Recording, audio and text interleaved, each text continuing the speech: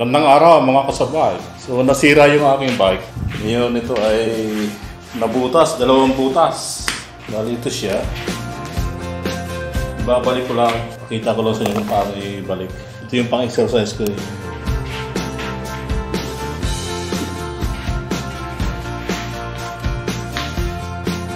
Ganito lang para ito. Nabutas siya ng dalawa. Ang nangyari, meron akong binili na pang vulcanize dyan.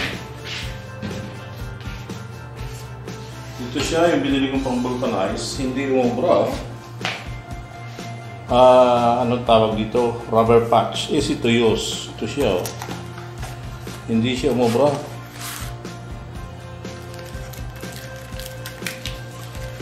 Dalawang butas niya.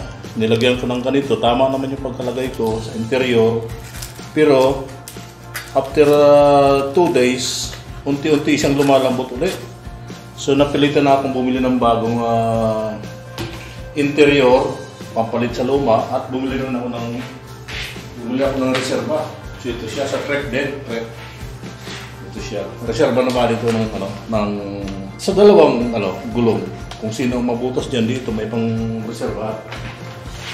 Kung alin mo mabutas sa dalawa, di i-vulcanize na lang ulit. So dapat pala ang tamang pressure dito pagka nagbabay ka lang sa road, 45 PSI. Pero kung nasa off-road ka, yun, siguro bawasan mo ng gawin mo 40. So ito lang siya, hawakan mo to. Yan, ito. Igaganyan mo siya.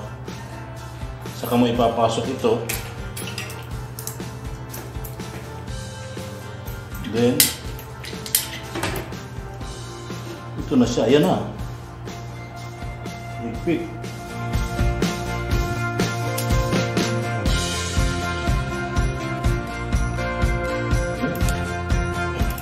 Okay na siya, ha?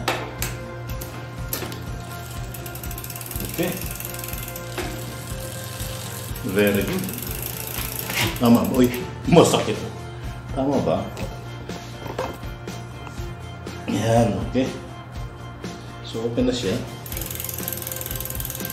So makakapag-exercise na naman ako ng aking solo cycling ko. So yun lang mga kasurvive. Simple-simple lang pala.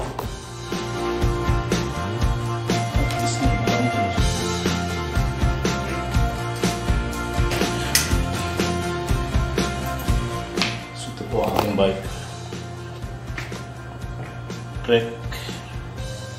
Trek bike. Tapos ito. Excalibur 8, nababasa ba? Ayan.